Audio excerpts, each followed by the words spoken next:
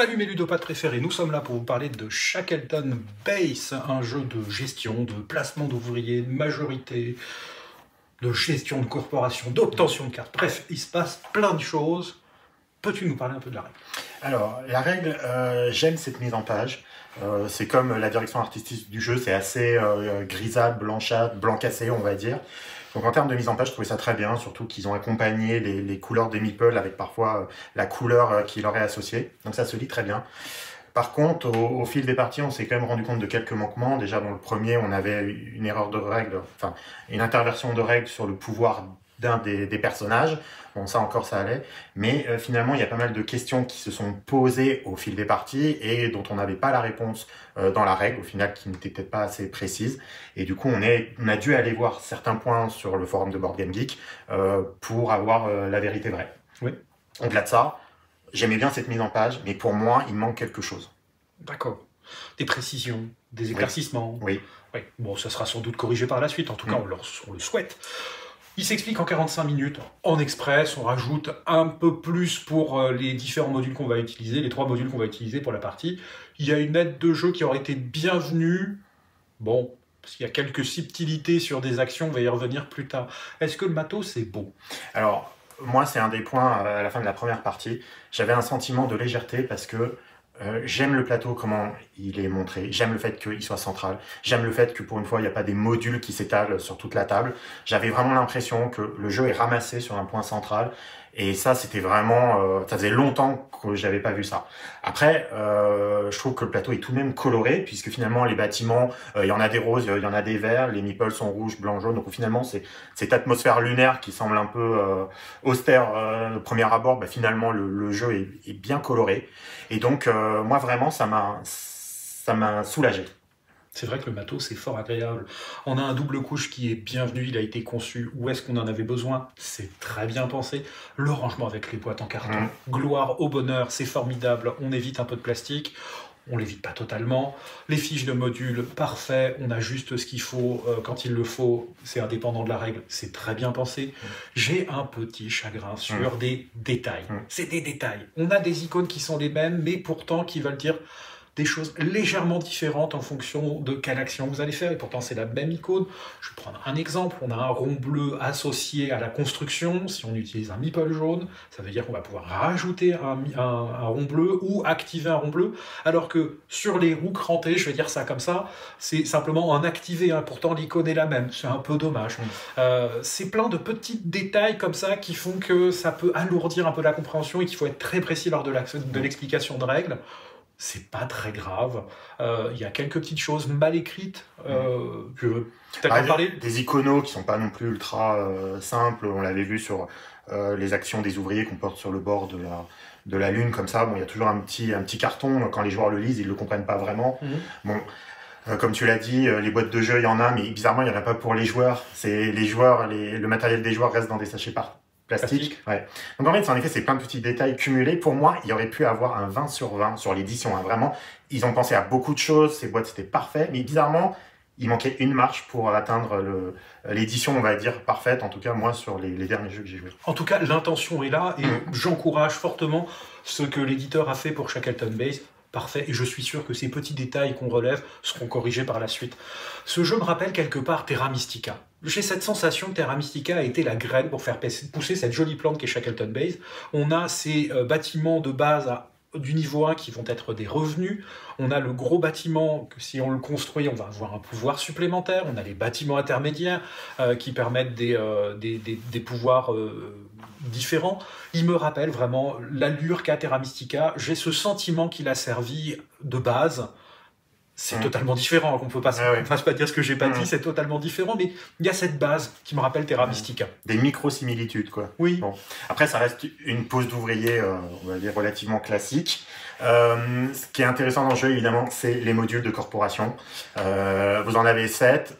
Il y en a pour tous les goûts et toutes les couleurs dedans. Il y en a, ils sont vraiment très convenus. Voilà, c'est du marchandage, des ressources à récupérer et à donner pour gagner quelque chose. Il y en a des un peu plus subtils, on va dire, qui vont amener plus d'interaction et peut-être un chouï plus de changement sur le plateau, ce qui n'est pas pour me déplaire. Donc, ces corpos sont plutôt bienvenus pour essayer potentiellement de les adapter en fonction aussi de votre table de joueurs. S'il y a des joueurs, ils veulent rester sur de l'Eurogame très, très convenu, bah, il y a des corpos qui sont très bien pour ça. Et puis si vous en avez qui veulent un peu plus se raconter une histoire, ou au moins essayer de ramener une touche de mouvement, et ben il existe aussi des corpos pour ça. Oui. C'est un jeu qui est principalement destiné de toute façon à Eurogame 2000, hein, j'ai envie de Ouais. dire. Tout est calculable, tout est anticipable, même vis-à-vis des actions que vont faire les joueurs. Il y a quelques inélégances par-ci, par-là qui peuvent fâcher quelques joueurs. Je pense notamment, et je reviens à la règle, où lorsque l'on va poser un meeple sur le satellite, alors je ne sais plus comment s'appelle l'action. Le portail lunaire, je pense que c'est l'action. Le portail lunaire, bravo, qui est représenté par un satellite sur le plateau. On doit poser un meeple, prendre 3 sous et prendre un autre meeple. Bon, c'est un peu lourd, pourquoi pas intervertir, ou alors aller plus loin en disant tu prends une autre couleur que celle que tu as posée, eh bien non. Ou il y a une autre inélégance. Juste pas prendre le même que tu as posé. Voilà. Mais tu peux reprendre la même couleur. Mais tu peux reprendre la même couleur.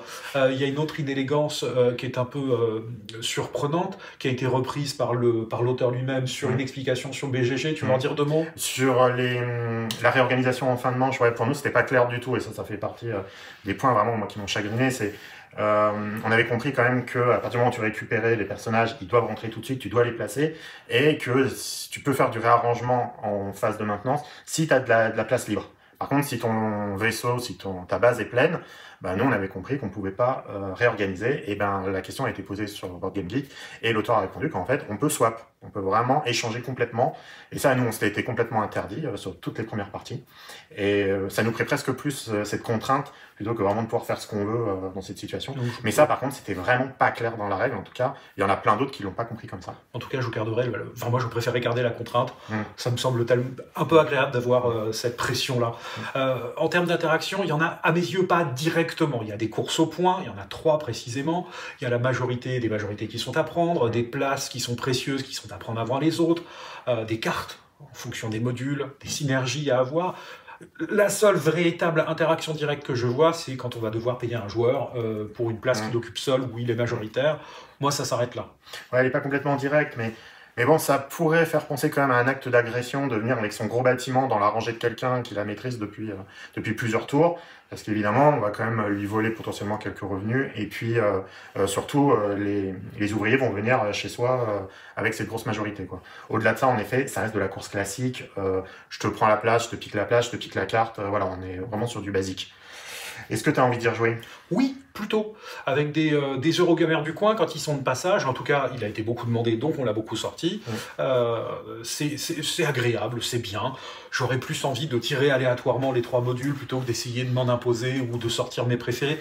J'ai envie de me laisser surprendre, surtout si c'est pour faire découvrir le jeu. Ça me semble être agréable. Et toi?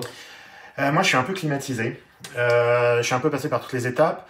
On a vraiment essayé le jeu dans toutes les configs. Alors pas à 2 joueurs évidemment, mais on a joué à 3, à 4. On a fait toutes les corpos telles que précisées dans le livret de règles pour toutes les essayer. Et puis on a même essayé des configurations un peu plus aléatoires. Une fois qu'on les connaît, je dirais qu'il n'y a pas vraiment de surprise au niveau des corporations. Finalement, on fait quand même souvent la même chose. En effet, j'ai dit qu'il y avait des corpos qui n'étaient pas non plus des game changers incroyables en termes de mécanique ou de choses comme ça. Donc je ressens pas une envie pressante d'y rejouer. J'ai pas l'impression d'y avoir fait le tour. Le jeu est quand même plaisant. Mais en tout cas, j'ai vu d'autres jeux m'en apporter beaucoup plus dernièrement. D'accord. Sinon, moi, je lui mettrais une barbe fournie. Si je m'étais écouté à la sortie de la première partie, je pense que je leur ai mis une barbe fleurie parce que j'ai beaucoup aimé le jeu à la première partie. Comme j'ai dit tout à l'heure, j'avais vraiment un sentiment, ça faisait longtemps que j'avais pas joué à un jeu comme ça, simple, clair, lisible, accessible, qui demande pas de tendre le bras pour aller chercher une ressource. Bref, plein de petites choses qui commençaient vraiment moi un peu à me miner sur certains jeux. Et celui-là a résolu tous ces problèmes. J'avais vraiment le même sentiment que quand je suis ressorti de la partie de Kutnaora où on avait retrouvé ce système de marché qui moi était un vrai vent d'air frais. Mais voilà, au fil des parties, au fil des choses, des erreurs de règles, des précisions de règles, des changements qui sont arrivés, plein de petites choses inélégantes. Pour l'instant, du coup, je lui ai fait baisser cette note qui aurait pu être barbe fleurie vers une barbe fournie. Parce que voilà, finalement, le jeu est bon, vraiment très bon. Moi, je l'ai adoré. Mais maintenant, il revient dans une normalité. Et pour qu'il en sorte, il faudrait vraiment qu'il corrige plein de petites choses et qu'on refasse le jeu de façon plus fluide, etc. Voilà. Et toi? Je lui donne une jolie barbe fournie, très fournie. On est au bord de la barbe fleurie comme toi, en fait. Les modules apportent beaucoup, ça renouvelle beaucoup le jeu, ce qu'on veut en faire, ce qu'on veut aller chercher. Ça nous fait poser pas mal de questions. En fait, chacun y trouvera ses affinités que je qualifierais d'électives. Ça renouvelle la partie. Ça modifie pas la profondeur du jeu que tous ces modules qui viennent, et on en prend 3. Il y a des belles surprises. En tout cas, quand on les a essayés la première fois, on a été surpris. C'était vraiment chouette.